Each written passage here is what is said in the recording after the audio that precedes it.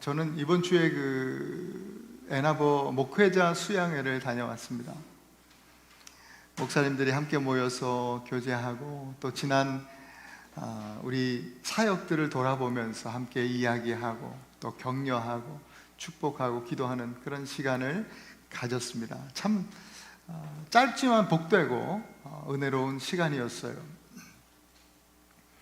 우리가 밤을 함께 이제 보내고 또 잠을 잤는데요. 저는 두 분의 목사님과 함께 룸메이트가 되었습니다. 그 중에 한 분이 미리 선전포고를 하는 거예요. 목사님들, 저는 코를 좀 심하게 골아요. 미안하게 됐습니다. 그렇게 얘기를 하더라고요. 그 얘기를 듣더니 다른 방에 계신 목사님도 저도 코를 고는데 제가 쓰는 이 테이프가 있는데 이걸 붙이면 효과가 만점이라는 그런 얘기를 하는 거예요. 입에 테이프를 붙이는 거죠. 뭐 그런 것도 있나 싶었는데 그런 게 있대요. 코골이 테이프. 그래서 밤에 저희 방에 와서 그 테이프를 또 시연도 해주시고 또 이렇게 잘라서 주고 가셨어요. 저도 혹시 몰라서 저는 또 제 아내를 통해서 들었는데 제가 간헐적으로 코를 곤다는 거예요. 저는 몰라요. 저는 코 고는지 모르는데 제 아내가 그러더라고요. 시끄러워서 잘 수가 없다고 어느 날은. 그래서 근데 뭐 코를 곤 날도 있고 안 곤 날도 있고 그래서 혹시 모르니까 몇 주 전에 제가 그 광고를 보고 입에 무는 마우스피스를 하나 샀거든요. 근데 평상시에 그걸 쓰지 않는데 이때 한번 써야 되겠다. 또 남들하고 같이 또 잠을 자니까 그래도 옆에 분들한테 피해를 주지 말아야지 라는 마음으로 마우스피스를 딱 물고 먼저 자리에 누웠죠. 이제 두 분이 더 계셨는데 제 왼편에 계신 목사님이 먼저 테이프를 붙이고 잠자리에 누우셨어요. 그런데 잠자리에 눕자마자 한 10초가 지났을까? 좀 아까 잡니다, 테이프 붙입니다 했는데 10초 지났는데 코를 고는 거예요. 이거 이상하다. 테이프를 붙였는데 왜 코를 고시지? 그런데 그냥 뭐 아주 과한 정도는 아니었던 것 같아요, 제 생각에. 그래서 이게 테이프의 효과인가 보구나 그런 생각을 했어요. 그리고 근데 이제 제 오른편에 먼저 선전포고를 하신 이 목사님이 아무래도 우리를 배려한다는 생각으로 아마 제일 좀 늦게 씻으시고 제일 늦게 잠자리에 드셨어요. 근데 저는 이제 잠을 못 이루고 있었죠. 이제 씻고 나오셔서 잠자리에 드실 때 이 마우스피스는 말을 그래도 할 수 있거든요. 그래서 딱 누우시길래 목사님 테이프 이제 제가 그랬죠. 네 그러더니 테이프를 붙이셨어요. 그러더니 잠자리에 딱 누우셨죠. 정확히 10초 후에 아니 테이프를 붙였는데 어떻게 그런 소리가 날까? 신기하더라고요. 너무 신기하더라고요. 테이프는 전혀 효과가 없었어요. 정말 어느 분 말 맞다나 단군 이래 최고의 코골이를 만났어요. 제가. 와, 이건 뭐 잠을 잘 수가 없는 거예요. 양쪽에서 막 코를 고시는데요. 코에서 나는 소리, 입 옆에서 새는 바람이 막 입을 테이프를 붙여가지고 픽픽 막 피리 소리가 나고, 이거는 잠을 잘 수가 없어가지고요. 뒤척이다가 안 되겠다. 그래서 그냥 방을 나와 버렸습니다. 차에서 자야지. 그래서 차로 갔어요. 차로 갔는데 요즘 차들은 저는 그렇게 알람 센서가 민감한지 몰랐어요. 차에 누워서 조금만 뒤척이면 알람이 우는 거예요. 제가 놀라서 잠 못, 이게 또 이 주변에 또 피해가 되니까 밤에 계속 껐죠. 그래서 기지개를 해도 알람이 울리고 뒤척여도 알람이 울리고 도저히 안 되겠다. 그래서 이거를 문을 열고 자야 되겠다. 그래서 알람을 하지 않고 문을 오픈했더니요. 이것도 한 10초 지나니까 저절로 척컥 문이 잠기면서 알람이 자동으로 세팅이 되더라고요. 그래서 가만히 자야 되겠다 해서 새끼손가락에 고리를 끼고 알람 리모컨을 들고 이렇게 잤어요. 그래서 빽빽 알람이 울면 이제 끄는 거죠. 계속. 도저히 이것도 안 되겠더라고요. 그래서 포기하고 그냥 숙소 로비로 돌아와서 기도하고 또 말씀 준비해야 되겠다. 그리고 성경 이번 주 본문 말씀을 좀 묵상하고 읽고 그렇게 밤을 지냈어요. 그러다 보니까 날이 밝더라고요. 한 목사님이 가장 먼저 일어나서 기지개를 펴고 밑에 내려와서 만났어요. 잘 잤다는 거예요.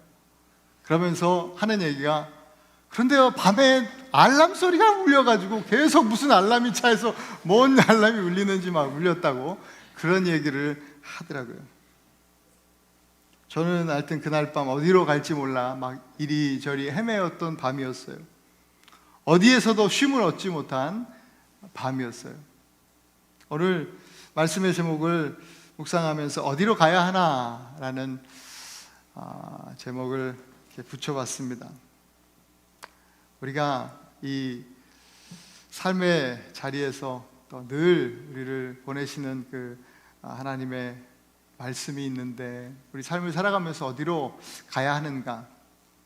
오늘 본문의 말씀에 보면요, 본문의 배경이 명절이다 그랬습니다. 큰 명절.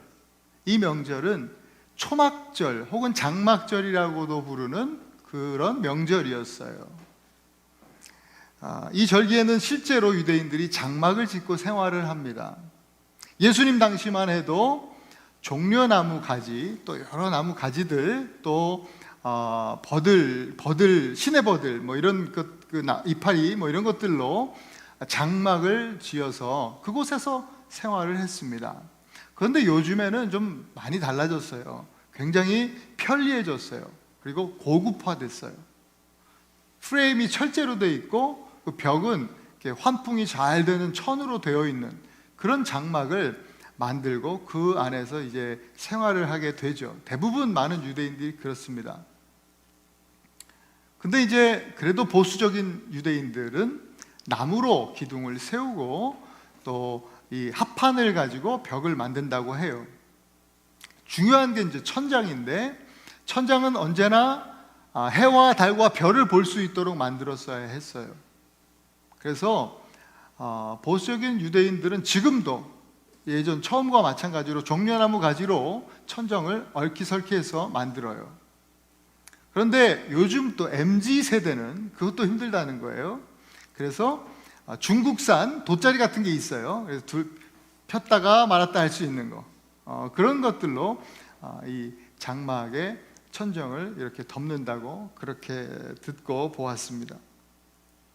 아무래도 장막에 거하는 것이요, 불편하니까 그것을 자꾸만 거부하는 사람들이 많아지니까, 랍비들도 요즘에는 원래는 그 절기 기간 내내 장막에서 살아야 돼요.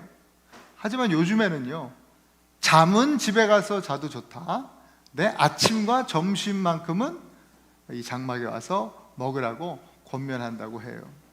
이 불편한 것을 좀 싫어하고 거부하니까 사람들이 타협하고 적정 수준에 맞춘 것이죠. 물도 잘 나오는 곳이어야 하겠고, 또 이 전기도 들어와야겠고, 또 화장실도 있어야겠고, 또 무엇보다도 요즘 사람들은 또 와이파이가 돼야 되지 않겠습니까? 여러 가지 시설들이 필요한 거예요. 생각해보면 영적으로나 육적으로나 우리 모두가 이 정말 그리스도의 하나님의 장막으로 들어가는 것은 점점 환영받지 못하는 시대가 되었구나라는 생각을 해보게 되었습니다. 지금 말씀드린 초막절, 장막절을 이해하는 것은 오늘 본문을 이해하는 데 굉장히 중요합니다. 초막절, 이 절기는 두 가지 중요한 의미가 있는데, 첫 번째는 역사적인 의미를 갖습니다. 이 초막절, 이 장막절은 출애굽해서 이스라엘 백성들이 광야를 지날 때에 장막을 짓고 살았던 것을 기억하는 시간이에요. 40년 동안 광야 시간을 돌아보는 것이죠. 광야는 여러분 아시는 것처럼 척박한 곳이에요. 메마른 곳이에요. 황량한 곳이에요. 무엇보다 먹을 것과 마실 것이 없는 곳이죠. 그곳에서 하나님은 이스라엘 백성들에게 마실 것과 먹을 것을 공급해 주셨어요. 장막에 거하는 동안 부족한 것이 없이 하나님께서 필요를 채우셨어요. 이스라엘 백성들은 임시 거처였지만 장막에 거주하면서 하나님의 사인이 있을 때 이제 장막을 거두고 이동하는 거예요.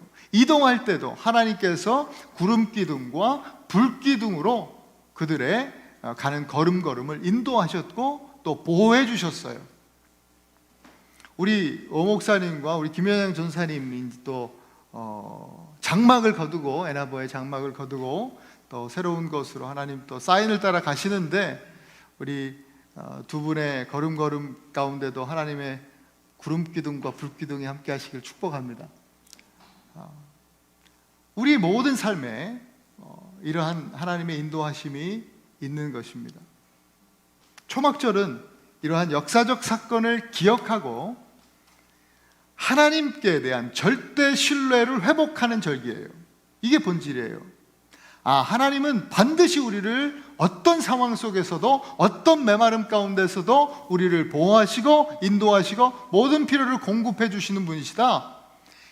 수천 년 전 하나님 살아서 역사하셨던 하나님은 지금도 동일하게 우리와 함께 하시고 살아계신다 라고 하는 믿음의 회복 시간이죠. 그리고 이 초막절은 두 번째로 사실 유대인의 절기가 다 그래요. 농업과 관련이 있어요. 농업적 의미가 있는 거예요. 초막절은 유대력으로 7월 15일에 시작해요. 우리 시간으로는 10월 중순이에요. 10월 15일.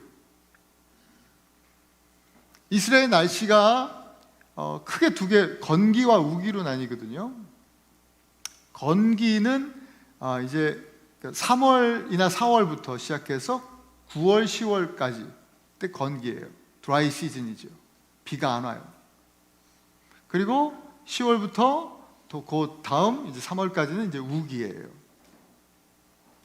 건기에는 아무래도 이제 날씨가 그러니까 대부분 과실, 열매를 이제 농작하는 과수원들, 열매를 이제 과실을 맺는 그런 농사를 주로 하고 물이 부족하니까 우기에는 밭농사를 주로 해요. 우기가 끝나고 건기로 넘어가는 절기가 6월절이에요. 또 조금 더 지나면 오순절이죠. 맥추절, 칠칠절 이렇게 표현도 해요. 맥추 감사주일 그러잖아요. 밭농사 끝나고 하는 거예요. 그리고 또 건기가 끝나고 우기로 넘어가는 절기가 바로 오늘 우리 본문의 배경인 초막절, 장막절이에요. 건기에는 어떤 농사를 한다 그랬죠? 과일 농사. 그러니까 건기가 끝나고 우기로 접어드는 이 절기에는 제사 드릴 때 뭘 드리겠어요? 과일을 드리겠죠. 우리 추수감사주일 이때 과일 많이 드리잖아요. 그래서 그런 거예요. 초막절에 과일을 수확해서 이 팔레스타인 이스라엘 지방에서 나는 어떤 올리브나 무화과 열매 또 석류 이런 것들을 이제 풍성하게 하나님 앞에 감사하며 드리는 그런 예배를 드리게 됩니다. 이스라엘 백성들은 전통을 따라서 또 이 초막절, 장막절 아주 성대하게 지켰습니다. 예수님 당시에 이 예루살렘 반경 35km 지역에 사는 유대인 남자들이라면 반드시 성전에 나와서 이 초막절 절기를 지켜야만 했던 그런 큰 절기입니다. 그리고 나와서 모든 규례를 지켜야 됐죠. 이 유대인들은요 이리저리 이 절기를 쫓아다녔어요. 성전의 규례를 반드시 지켜야 했죠. 수많은 의식을 또 예식을 치루었습니다. 그러나 그렇게 절기를 찾아다니고 또 그렇게 의식을 예식을 지켜도 사실은 그들의 그 영적인 만족을 영적으로 흡족함을 누리지는 못했어요. 언제나 율법으로 나와서 율법을 행했지만 이상하게 율법도 마찬가지로 행하면 행할수록 율법은 교만해지는 것이 특징이에요. 오늘날 성경 말씀도 율법적으로 읽는 사람들은 읽으면 읽을수록 신앙생활을 하면 할수록 교만해지는 사람들이 있죠. 율법적인 신앙인이라 그래요. 또 율법은요, 지키지 못하면 뭐예요? 죄책감이 들고 정죄감에 빠져요. 그것도 좋지 않은 거예요. 결국 율법도 사람들을 만족시킬 수 없었어요. 그러나 막연히 습관에 따라서 또 종교적 관습에 따라서 초막절 제사를 그래도 그렇게 드리고 있는 거예요. 종교 지도자들에게는 이 시기가 아주 대목이었죠. 하나님 앞에 영광 돌리는 거 이미 타락한 종교 지도자들에게 관심이 없어요. 그러니까 이 시즌에 굉장히 큰 수익을 바라고 그렇게 그 일을 하는 거예요. 끊임없이 성전으로, 율법으로, 자신들이 만든 규례로 어디로 가야 할지 몰라 방황하는 영혼들을 절기의 장막 안으로 불러들여야 그들에게 또 유익이 되니까 자꾸만 그렇게 했던 것입니다. 이 초막절 예배 드리는 장면은 다 일일이 설명할 수 없지만 가장 특징적인 것이 가지고 온 그 과실 이런 재물들의 제사장들이요 매일매일 예배가 있었거든요. 매일매일 하루에 한 번씩은 실로암 못에 가서 물을 떠서 그 재물의 과일들에 물을 뿌리는 의식이 포함되어 있습니다. 그래 일주일 내내 그 물 뿌리는 그 장면을 유대인들은 보게 되는 것이죠. 왜 물을 뿌리겠어요? 그 행위가 무슨 뜻이겠어요? 건기를 지나왔거든요. 건기. 그 드라이 시즌을 지나오면서 기나긴 메마름 가운데 땅이 황무해 있어요. 이 땅에 비를 내려달라고, 단비를 내려달라고 하는 어떤 기도의 행위가 그 안에 담겨 있는 것이죠. 이것 때문에 텐트 짓고 농성하듯이 그렇게 장막절 절기를 지키는 거예요. 그 장막절, 초막절의 진정한 본질은 잊어버린 채 이방 백성들이 하듯이 마치 기우제를 드리는 것 같은 그런 예배를 드리고 있었던 거예요. 이런 장막절 마지막 날에 예수님께서 이런 말씀을 하신 거죠. 누구든지 목마르거든 내게로 와서 마시라. 그냥 아무 이유 없이 이 물에 대한 메시지를 주신 게 아니에요. 물이 필요한 때잖아요. 이 초막절 마지막 날 예수님께서 이 말씀을 하셨어요. 여러분 7장을 읽어보시면 많은 사람들이 예수님께 대한 다양한 평가를 내요. 어떤 사람은 예수 저 사람 참 좋은 사람이야. 그래요. 그 얘기를 듣더니 어떤 사람은 아니야, 사람들 미혹하는 자야, 저거 선동가야, 선동가, 정치하는 사람이야, 다를 게 뭐가 있어, 이런 이야기를 또 해요. 어떤 사람은 무슨 정치는 정치, 무슨 정치, 저 사람 내가 다 아는데 목수 출신이고 어디 대학 나온 것도 변변치 않고 배운 것도 없는 사람이야, 이렇게 얘기를 해요. 그 얘기를 듣는 어떤 사람들은 그래도 저 사람이 기적 행하는 거, 이적 행하는 걸 내가 봤는데 저 사람 하는 얘기가 굉장히 권위 있던데? 어쩌다 얻어 걸린 거지 저게. 또 어떤 사람, 야 귀신 들린 거야 저거, 그렇게 얘기합니다. 또 어떤 사람, 그래도 저 사람 용기 있는 사람이야, 할 만하잖아. 또 어떤 사람은 저 사람 선지자야. 제가 지금 드린 말이 다 7장에 다 있는 얘기예요. 다 사람들이 저마다 평가해요. 그런데 이런 모든 평가로 인해서 예수님 앞으로 나아가는 사람은 없었어요. 그저 뒤에서 뭐예요? 지난주 지지난주 말씀드린 것처럼 수군거리고 있을 뿐이에요. 수군거리고. 여러분, 이들이 말했던 것들이 하나도 맞는 게 없어요. 다 틀려요. 성경에서 말하는 예수님은 그리스도세요. 메시아세요. 결핍이 없으신 하나님이시고요, 스스로 완전하신 하나님이세요. 여러분, 이것을 믿으시기 바랍니다. 우리 예수 그리스도, 우리가 믿는 분은 바로 그런 하나님이세요. 생각으로, 이성으로 예수님을 판단하고 생각하면 그분을 볼 수 없어요. 그분을 만날 수 없어요. 그분 앞에 나아갈 수 없어요. 믿음으로 나와서 그분과 만나고 교제할 때 비로소 그분이 보여요. 그분이 누구신지 비로소 알게 되는 거예요. 예수님이 이렇게 말씀하셨잖아요. 누구든지 목마르거든 내게로 와서 마시라. 나를 믿는 자는 성경의 이름과 같이 그 배에서 생수의 강이 흘러나오리라. 생수의 강이 흘러나오리라. 예수님의 초대에 여러분 이성이 아닌, 예수님의 초대하심에 이성이 아닌 영성으로 반응하는 그런 여러분 되실 수 있기를 바랍니다. 영성으로 반응한다는 것은 믿음으로 반응하는 거예요. 믿음으로 반응해서 주 앞에 나오는 것이죠.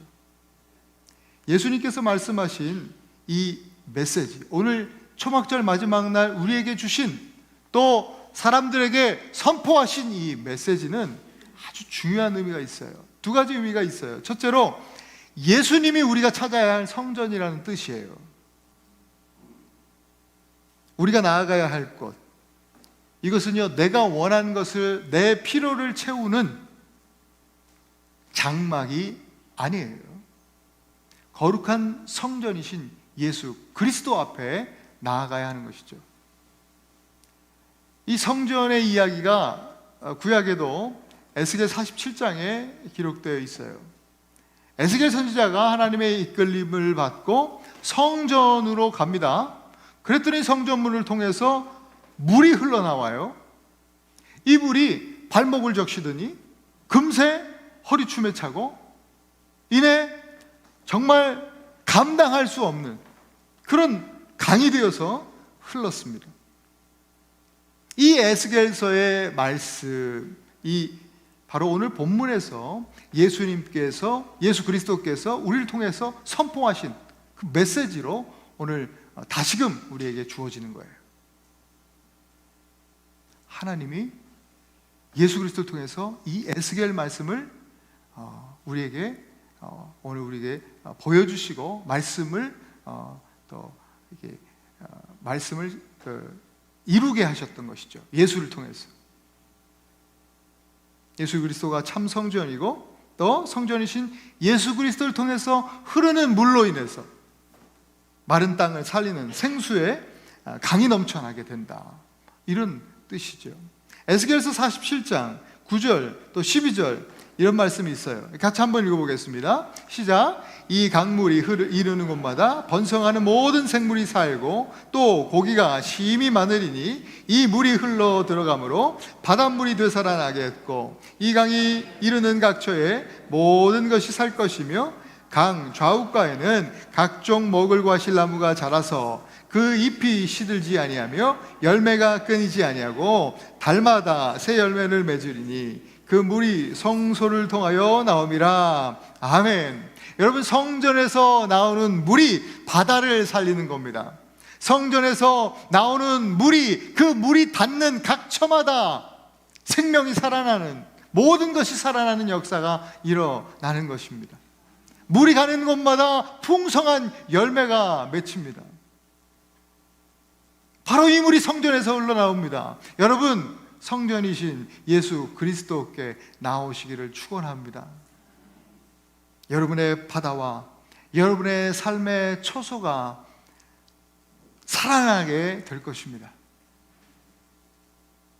여러분의 영적 갈망의 문제가 해결되고 또 여러분 삶에 예수 그리스도를 통해서 나오는 그 생명의 물이 닿는 곳마다 풍성한 열매가 맺히게 될 줄로 믿습니다. 성전이신 예수 그리스도께 나아간다는 것은요, 시편 1편의 말씀에 의하면 시냇가에 심은 나무가 되는 것이에요. 생명의 강, 또 은혜의 강가에 심기운 나무예요. 절대로 메마름이 없어요. 철을 따라 열매를 맺고 그 잎사귀가 마르지 아니하며 모든 일이 형통할 것이라 했어요. 바로 복 있는 사람이죠. 시편 1편 1절 2절 2절까지만 읽겠습니다. 시작. 복 있는 사람은 악인의 꾀를 따르지 아니하며 죄인들의 길에 서지 아니하며 오만한 자들의 자리에 앉지 아니하고 오직 여호와의 율법을 즐거워하여 그 율법을 주야로 묵상하는도다. 어떻게 생명을 얻고 어떻게 복을 받을 수 있는가? 악인들의 꾀를 따르지 않고 죄인들의 길에 서지 않으며 오만한 자의 자리에 앉지 않는 것. 그것이 구체적으로 우리 성전 되신 예수님 앞에 나오는 우리의 삶의 행동, 양식이라고 생각이 듭니다. 날마다 예수님 또 그리스도와 함께 동행하는, 말씀이신 예수님과 함께 동행하는 삶, 이것이 성전을 찾아 나가는 것이고 복 있는 사람이 되는 법이에요. 제가 밤새 잠을 못 자고 어디로 갈까 헤매이다가 결국 하나님께서 그 의미 없는 헤매를 멈추게 하시고 그 새벽에 예배하는 자리로 이끄신 거거든요. 그 새벽에 아예 잠자기를 포기하고 기도하고 또 말씀을 묵상하는데 그 아침에 그냥 자연스럽게 하나님 앞에 드리는 예배가 되어졌어요. 그랬더니요, 그날 아침에 정말 잠을 잔 것처럼, 푹 잔 것처럼 피곤하지가 않았어요. 그 하루 경험이었지만 너무나 개운한 거예요.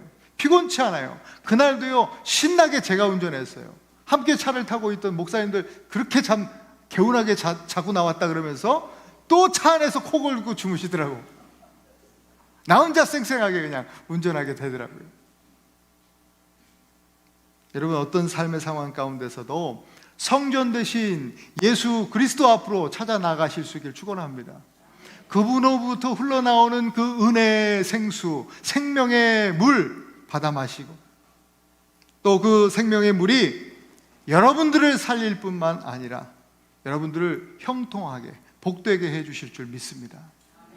그것이 오늘 예수님의 말씀이요, 두 번째로 예수님께서 하신 말씀의 의미는 우리도 예수님과 같이 성전이 될 것이라고 하는 메시지입니다. 예수님께 나아가 생수를 받아 마시는 사람은 그 배에서 생수의 강이 흘러날 것이다, 이렇게 말씀하셨잖아요.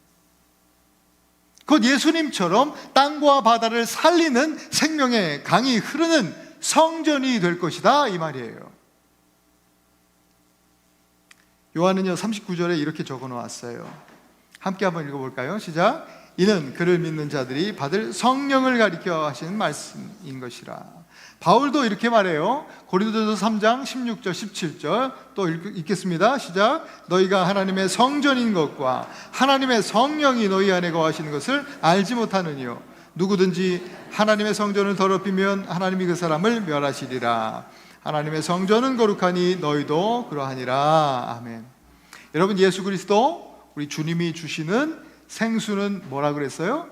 성령이다 라는 거예요.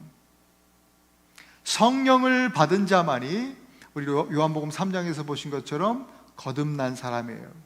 거듭난 자만이 구원을 받는 거예요.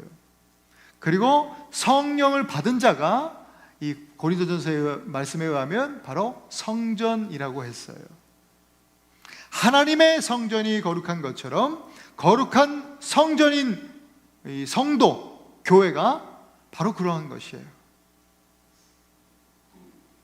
하나님의 성전 예수 그리스도를 통해서 은혜의 강이 흐르는 것처럼 바로 그리스도의 몸된 교회, 성전된 우리들 통해서 은혜의 강이 또 흘러가게 되는 것입니다.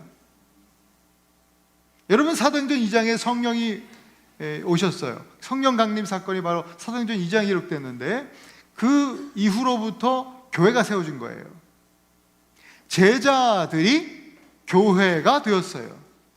놀라운 변화가 일어났어요. 그들의 말이 달라졌고요, 행동이 달라졌어요. 생각이 달라졌어요. 그것뿐인가요? 그들이 성전이 되었을 뿐만 아니라 그들이 가는 곳마다, 그들의 삶이 닿는 곳마다 그들의 삶의 바다가 변하고 또 삶의 각처가 놀라운 변화들이 일어났어요. 그들이 들어가는 마을마다 놀라운 변화들이 일어나는 거예요. 이게 교회죠. 이게 사도행전 이후에 보여주신 교회입니다. 따라서 교회는요, 나 자신을 위해서 존재하지 않아요. 교회는 세상을 위해서 존재하는 곳입니다. 메마르고 황무한 땅에 생수의 강으로 흘러서 그것을 예수 그리스도의 생명으로, 그리스도의 사랑과 은혜로 풍성하게 하는 것, 그것이 바로 교회요, 우리들의 사명이에요. 우리는 성령이 거하신 하나님의 성전이에요. 그 말은 곧 거룩하시고 순결하신 그리스도의 몸된 교회라는 뜻이죠. 그렇다면 우리가 교회라면 이제 더 이상 나 자신을 위해서 사는 것을 멈춰야 됩니다.